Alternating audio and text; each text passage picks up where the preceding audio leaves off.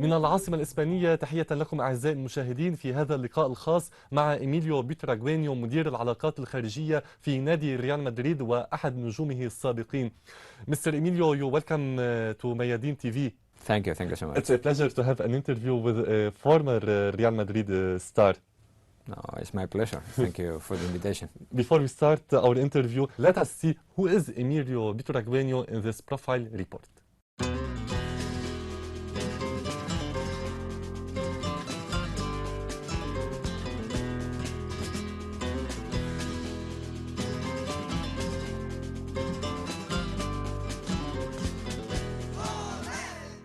إميليو بوتراغينيو من مواليد 22 من تموز يوليو لعام 1963. دخل المهاجم قلعة ريال مدريد عن عمر 18 عاما. تألقه مع فريق الناشئين جعله يرتقي بعد عام إلى الفريق الثاني للملكي. لا ينسى بوتراغينيو عام 84 طيلة حياته يوم طلب المدرب ألفريدو دي ستيفانو رفعه إلى الفريق الأول نظرا لموهبته المميزة. 12 موسما على التوالي قضاها ابن العاصمة الإسبانية مع ريال مدريد. مسيرة تكللت في الفوز بالدوري المحلي 5 مرات، كما رفع كأس الملك عامي 89 و 93.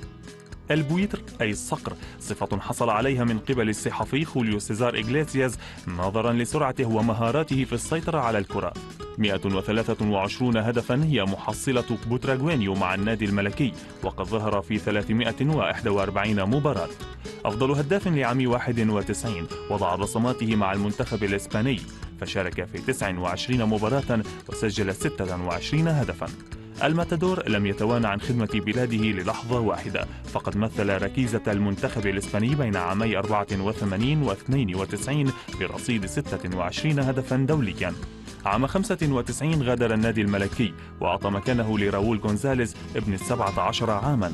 اتجه نجم الريال إلى الدوري المكسيكي وتحديدا إلى نادي سيلايا، لكن حنينه لوطنه الأم وناديه الأم على حد سواء جعله يعود أدراجه.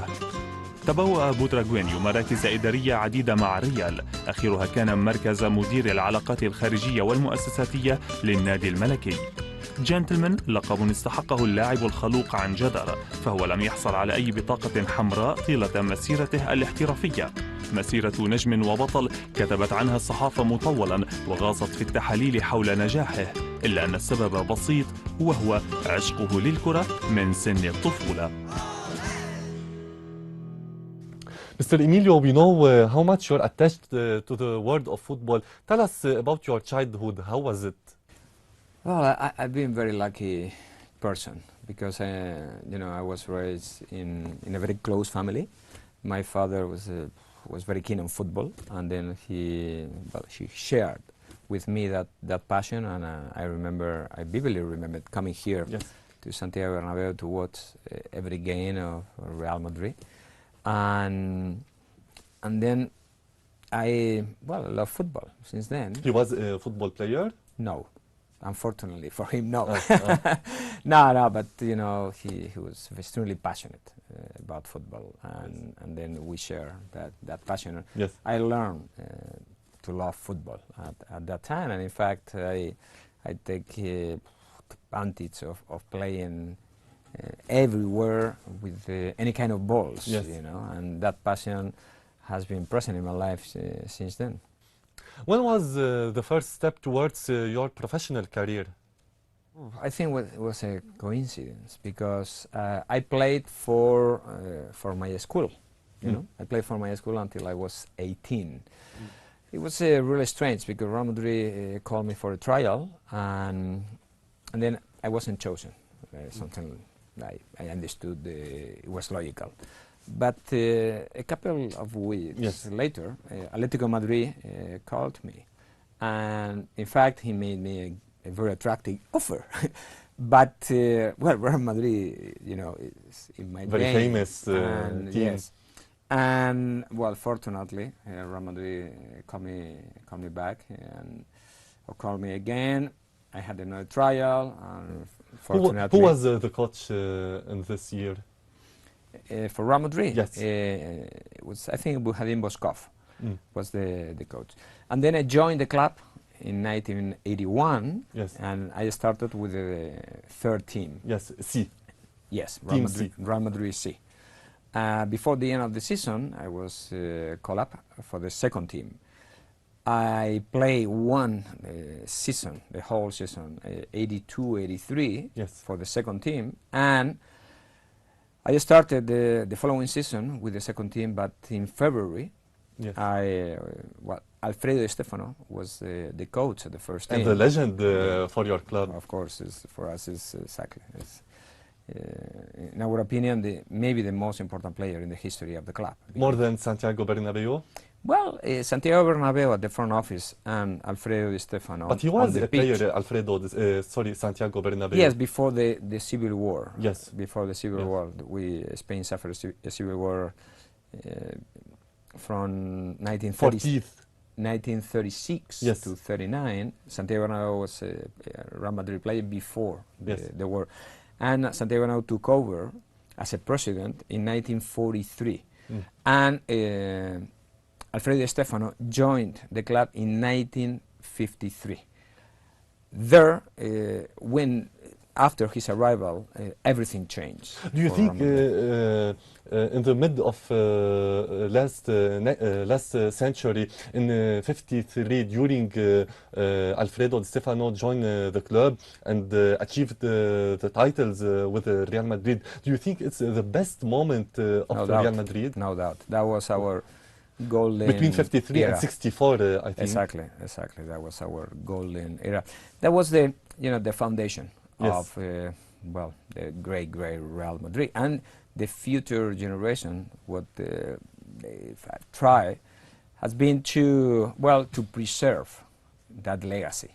Santiago Bernabeu and Alfredo Di Stefano installed certain values. Yes. And we'll try, and those values has been handed down from generation to generation. In my opinion, that's the greatness of Real Madrid.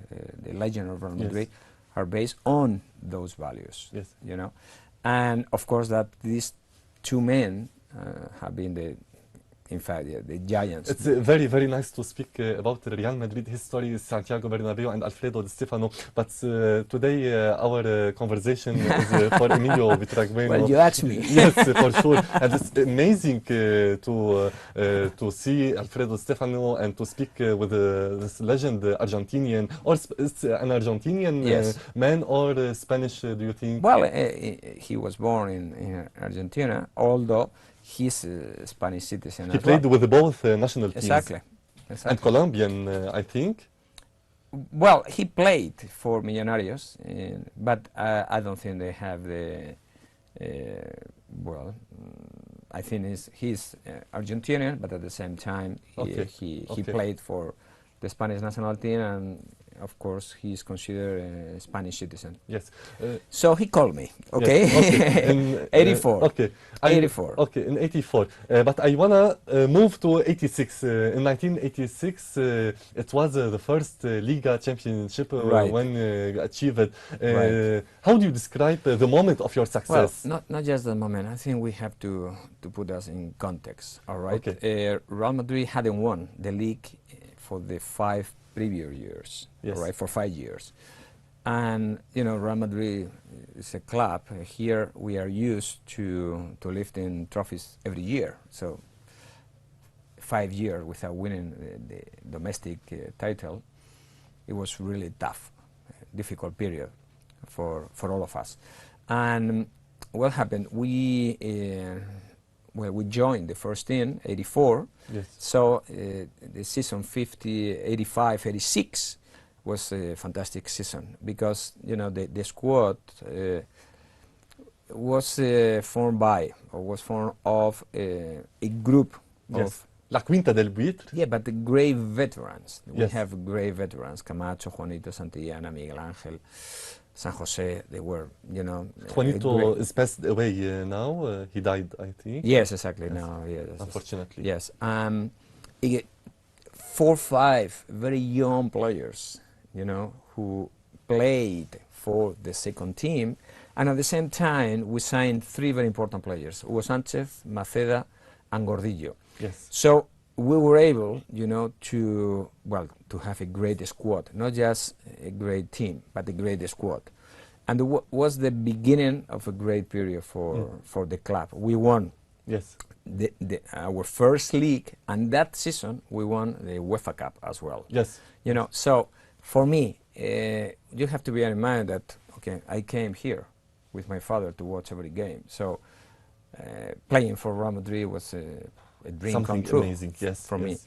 And all of a sudden, being a member of that team, a player of that team, and winning A principal member. a league title was something incredible for me. Okay, that I remember that period, and there was a very important game here against Barcelona. We beat them in La Liga or in La Copa- Liga. in La Liga. We beat them 3-1 here, with I think 4 or 5 games to play.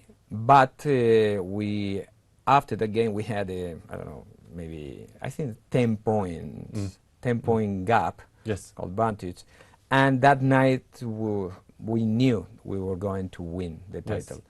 So it was an incredible experience for me. During these years, your nickname was El Buitre. El Buitre. And after, 4 others players shared with you the nickname Miguel Pardeza, Martin Vasquez, Manolo Sanchez, Mitchell, Mitchell. and the group was named La Quinta del Buitre. Quinta del Buitre. Do you think this group is responsible for this success? Well, we were part of it, no, but in my opinion, here talking about Alfredo Stefano and those values that we, Yes. inherited. One of them is that we have to put the team first. Okay, everything we're going to do is for the team. All right, if the team wins, we win. That's is very important. So we were part of a team. In fact, we were very young, and in my opinion, the veterans they were the core of that team. And we try, of course, to help them. Yes. And in my opinion, we think we made our contribution. But in my opinion, they were the most important part of that squad. Mr. Emilio, you were a star in Madrid between 85 and 95, and for sure you still till now. You won La Liga, Copa del Rey, UEFA Cup twice, plus your individual titles. Do you think that the glory never complete without achieving the World Cup title? That's the... Just playing a World Cup is a great reward, of course, because the World Cup is playing every 4 years. Yes. Your national team has to qualify. You have to be called up. So it's okay. You need a lot of circumstances, and just 25 players win the World Cup every 4 years. Okay. So it's extremely difficult to win it. Of course, it's no doubt. When you are a professional football player, that's your dream. That's your dream to win a World Cup. We were, above all in '86, we were relatively close to do something great in the World Cup. We played the quarterfinals against Belgium, and we lost in the penalty shootout. In my opinion, we deserved to qualify to the semi-final. We were going to play against Argentina, and Diego Maradona at the time was in incredible form. But anyway, we were going to play the semi-finals, but we weren't able to beat Belgium. So that was a bad day for us. For sure. That day is still in my mind, Still now? Now, yes. It's a burden I have to carry on. And yes. In fact, now for our players, Casillas and the Spanish players, that has been an amazing experience for them. I'm very happy for them, of course, because I insist it's something extremely difficult to achieve. Now allow us, Mr. Emilio, to see a report about Real Madrid schools around the world. A report. تحقيق البطولات والإنجازات ليس الهدف الوحيد لنادي ريال مدريد، إذ يعمل على نشر ثقافة التعايش من خلال كرة القدم، ثقافة يسعى القيمون إلى إرسالها للعالم أجمع. فكان افتتاح مدارس النادي الملكي في مختلف الدول من أوروبا إلى آسيا وصولا لأمريكا الجنوبية. جال إميليو بوتراغينيو ليفتتح مدارس وصل عددها إلى 62. الأخلاق والتحلي بالروح الرياضية هدف يأتي بموازاة البحث عن مواهب فتية. مناطق عديدة لا يدخلها سوى الجيش والقوة الأمنية بسبب الحرب والنزاعات الداخلية. ريال مدريد أبى أن يرضخ للأمر الواقع، فافتتح مدارسه في باكستان وفلسطين والعراق وغيرها من الدول التي تشهد زعزعة في استقرارها. في مكان آخر من هذا العالم لم تفتتح المدارس الكروية، فكانت مدينة فالدي بيباس الحل الوحيد أمام أطفال حلموا بالمشاركة في حصص تدريبية لريال مدريد. داخل المدينة الرياضية تنظم المخيمات الصيفية، والأولاد يتوافدون من مختلف الدول لمشاهدة النجوم عن قرب، آملين أن يصبحوا مثلهم في المستقبل. You have retired playing football, but you're still in Real Madrid as chief of the general institutional relations of the club. Now you are visiting almost the whole world to open Real Madrid schools. Tell us how people are influenced by your schools. Well, what's the goal of our schools? The goal is mainly to help those who are in need. I mean, Yes. there are a lot of children. And we realize that football is a very powerful tool, very useful tool to help society in general, but above all children. So, and now we are present in 65 countries with more than 200 schools, Yes. social sports schools, as we call them. Sorry, but the main program for the schools are not to prepare only the new generations to be professional players, but cultural way. We don't aspire to find the new Cristiano Ronaldo. The idea is, you know, this is a social project. Yes. You know, Yes. social project to help children to have a better education, and at the same time to provide them with hope Yes. for a better future. And we work with local authorities, local organizations, NGOs, you know, to develop a lot of projects. And really, we are very, very excited about I'm very, very happy, very satisfied with the. Are you working with the UN in this? Well, plan? in some areas, yes, there are. We participate in some projects, in some UN projects. You know, for example, in Palestine. In Palestine, we have a wonderful. What's the motive to have a school in Gaza, in Palestine? Well, because we want to be present there when we can help people. That's our goal. On one hand, Real Madrid, of course, is a football club, but we are so famous worldwide because the support of millions of fans. Yes. Worldwide. So we are convinced that we have to do something to give them back, you know, to give something back to society, and then we use our foundation to do it through these projects. So that's the reason. That's the reason. I think we feel the obligation to do it. Yes. And really, we are very happy about what achieved so far, no? With Yes. all the projects we have across the world. Do you think football is a way to solve the conflict between people Yes, and no the doubt, countries? no doubt, no doubt. Well, in fact, we have an extraordinary example there in Palestine, in the sense we have achieved something that it seemed almost impossible. Yes. That both Palestinian and Israeli children, boys and girls, are playing together Yes, yes. because of football. I know. It's a good example about the football can solve problems that maybe in other fields it's almost impossible. One day you gave the jersey for Shimon Peres. Right? and you Right. you have a project in Palestine. Right. So do you think it's a way to solve the conflict, or it's a way that Palestinian people Well, are see Real Madrid are bad? Sorry for this word. Are bad because they support Shimon Peres? no, what we try is quite the opposite. We are helping both sides in the sense Yes. we're helping children. I mean, children they are the future of this world, and I think football is a perfect common ground, a perfect place, you know, to develop a sense of respect and to develop certain values that they're going to help them for the future. That's the goal. Of course, that this it doesn't have to do with a political matter. No, no, no. We want to use football to join people. That's it.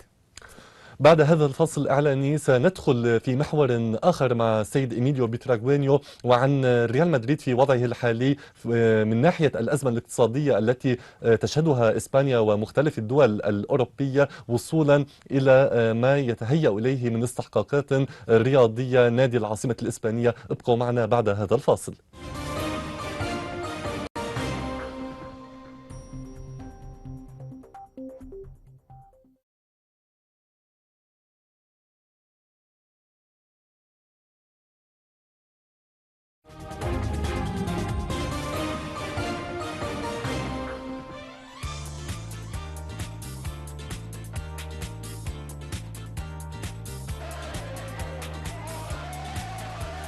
هوس الجمهور المدريدي بنادي العاصمة الإسبانية ليس جديداً، والتعلق بكرة القدم يأتي على رأس أولويات الشعب الإسباني. شعب تزداد مخاوفه حيال الأزمة الاقتصادية التي تعصف بإسبانيا، ونسبة البطالة تفوق 25%.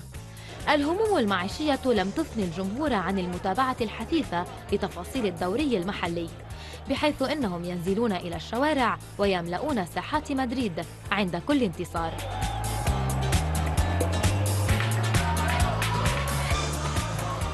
أخبار اللاعبين محور حديث الناس، والخلافات في غرف تبديل الملابس داخل الملعب لم تعد خافية على أحد، لا بل أصبح الخبر مادة يتداولها الشعب بدل الحديث في السياسة وهمومها. يتناقل محبو النادي الملكي أنباء نجوم ريال مدريد لدرجة أن البعض ينسى ديونه حين يتحدث عن الملكي. ريال مدريد هو أغنى أندية القارة العجوز والعالم، فهل يعاني أزمة مالية؟ أم أن عطف المملكة يبعده عن أي أزمة في خزائنه؟ Most of people think that the huge budget is supported by the kingdom. What's your opinion? No. This is, well, you know, our social structure is the following. Real Madrid has a presidential elections. We have to face presidential elections every 4 years. And the president is elected by the members of the club. Yes. Who are the members of the club? We have 90,000, and well, they are entitled to vote for the new president. And then the new president ran the club for 4 years. Yes. And after 4 years, it's like him, well, in politics, let's say, you know, the president of a country has the right to run the country for 4 years. After 4 years, okay, new elections. Maybe he will change. Of course. No, not of course. Maybe that depends on Mr. Florentino Perez. He will re-elect. Yes. Of course, that the president, the current president, can run for a new period, a new term, of course, and there will be other candidates. How do you see the election in June? I think in June. Right. Do you think Mr. Perez will continue another 4 years? Well, that depends on him. First of all, we don't know yet.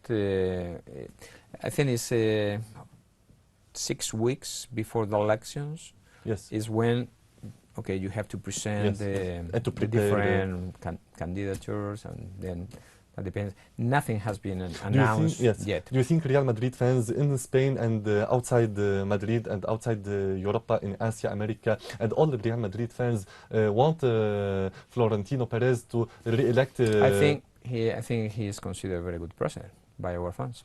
And what about his decisions about the first team? Do you think? Well, that you know, we tried to do our best. Yes. Always. Football, you can win, you can lose. There are a lot of circumstances, of course. But regarding his management, most of our fans are really very happy with him.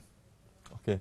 Today, Spain and many European countries suffered for the economic crisis. Has your club suffered for this crisis too? Well, needless to say, there is a global difficult economic situation. It's true. But we shouldn't complain because, you know, our fans are very loyal. Yes, very loyal. Only in Spain or outside Spain? I think all over the world. And our stadium is always full, right? And regarding our budget, we have a fantastic budget. I mean, it's the highest in the world. You are the first team in the world of football. Yes. So we have here very good professionals, and they've done it. They're doing a great job. In fact, you know, they are able, you know, to get enough revenue. Yes. To keep Real Madrid, you know, among the best clubs in the world. The title of football confrontation is titling by El Clásico between Real Madrid and Barcelona. You played a lot of games against Barcelona when you are playing for Real Madrid. How do you describe the atmosphere inside the court?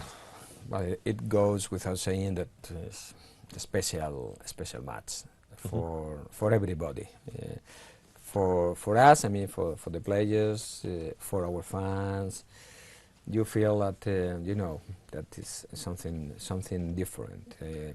Real Madrid and Barcelona have been the two great teams in Spain for the last 40, 50 years. All right.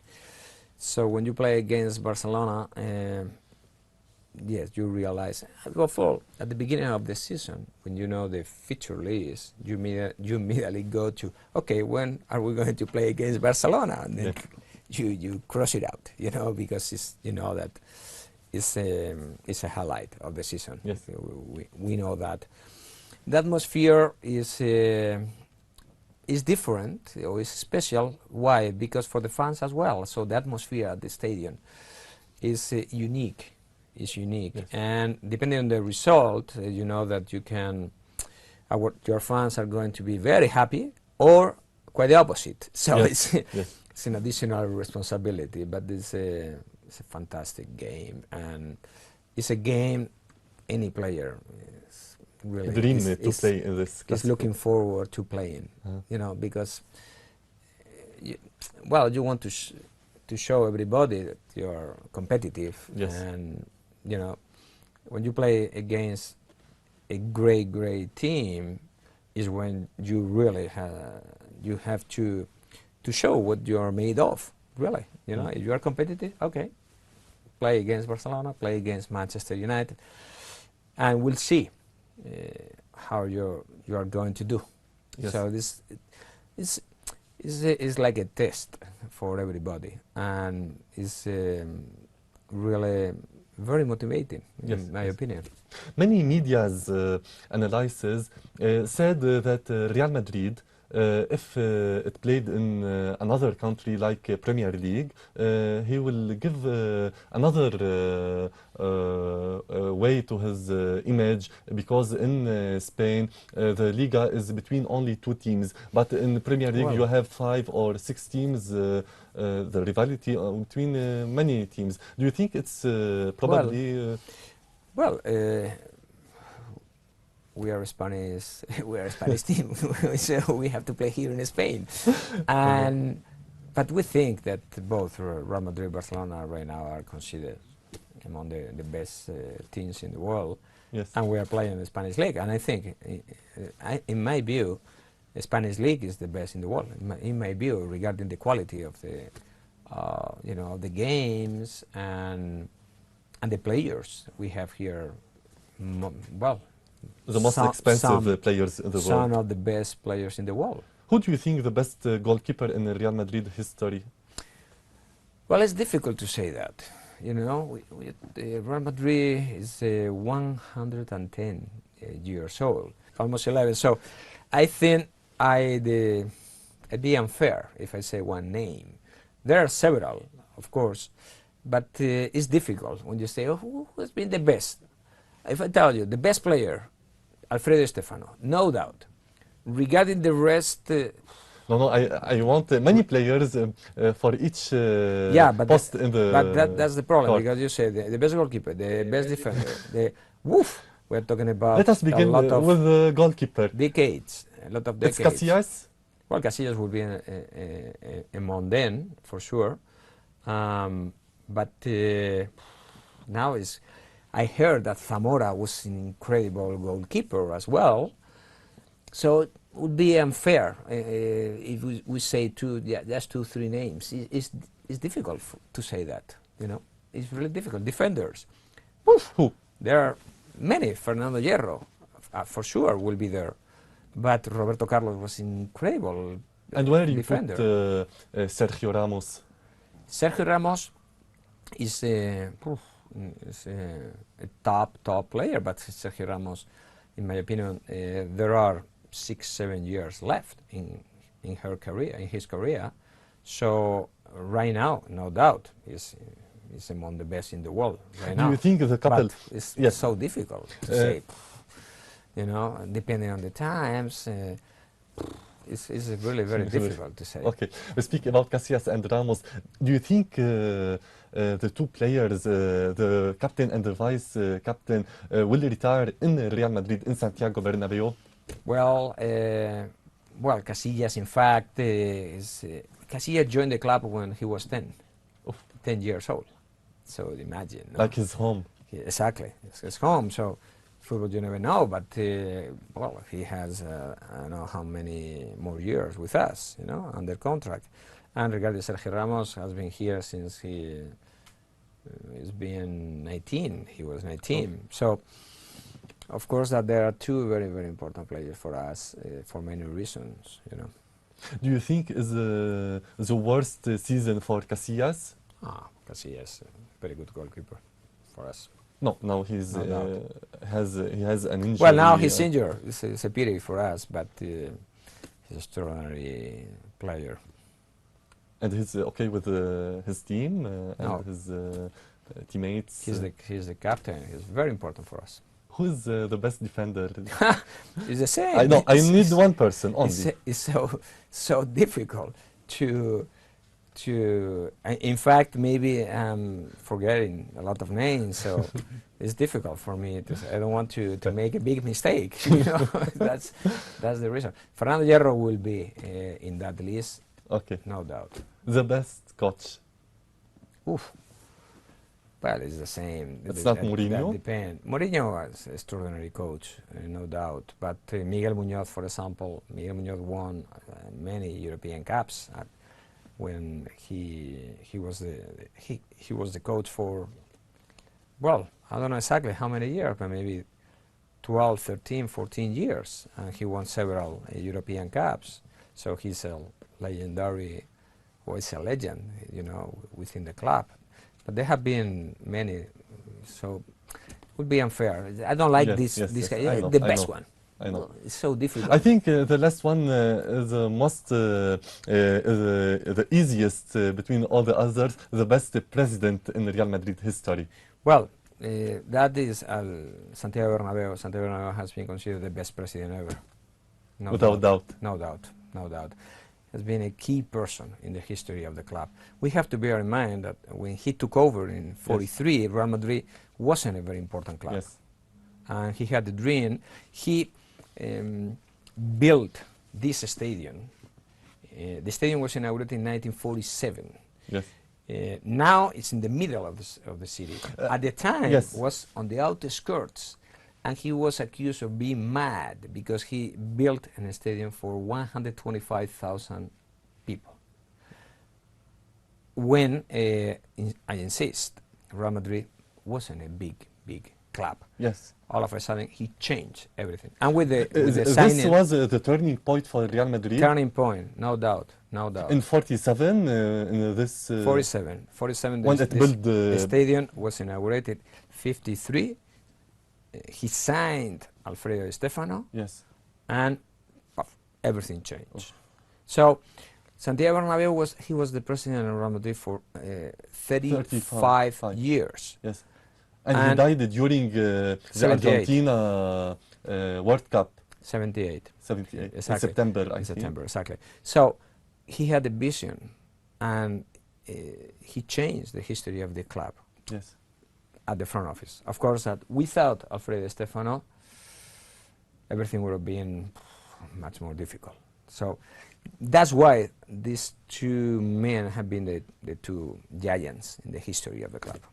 The best player, yes, and the president who had the vision to transform the club into one of the most prominent clubs in the world. Real Madrid have a lot of stars like Cristiano Ronaldo, Xabi Alonso, Iker Casillas, Sergio Ramos, and others. Do you think that the large number of stars within the team constitutes a burden upon the coach and may cause problems? No, but this is an advantage for every coach. Okay. No doubt. In brief, tell me your opinion about Cristiano Ronaldo. I play as a forward. Yes.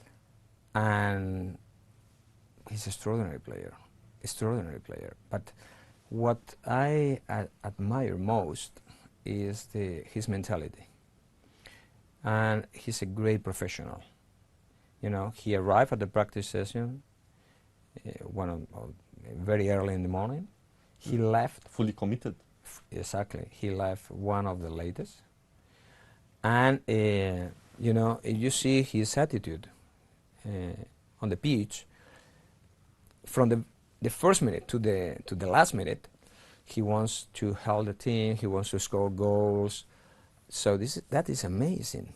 That is amazing. That's why he's the leadership mentality. No doubt. In my view, we are extremely lucky to count on him. It's an asset. It's an asset for us. So it's every game, regardless of the opponent, regardless of the situation. If we are winning, if we are losing, he's always there trying to do his best to help the team. And, well, regarding number of goals, well, I haven't seen something similar in the history of the club. You know, he has scored already 183, something like that, in 3.5 seasons. Yes. This is amazing. It's 1 goal per match. Yes. 1 goal per match? Now he's in the 6th place in Real Madrid. Yeah, but not just that. 1 goal per match. That is something incredible. Something incredible. So I insist, I admire him a lot. I've been here for many years. I haven't seen something similar. Your last word for the Arab viewers. Well, thank you. First of all, it's simple. You're welcome. Thank you so much. I know that we have a lot of fans in that region, and we are going to do our best this season. We hope that I want to strive to feel them very proud about both the team and the club. Mr. Emilio, thank you for welcoming us in Santiago Bernabéu Stadium in Madrid. Hope that our next interview will be in our headquarters. Well, it will be my pleasure. أعزائي المشاهدين، هذه كانت الحلقة المميزة مع إميليو بوتراغينيو، مدير العلاقات الخارجية في نادي ريال مدريد وأحد أبرز نجومه بين عامي 85 و 95. شكرا للمتابعة وإلى اللقاء. Thank you so much. Thank you. Thank you.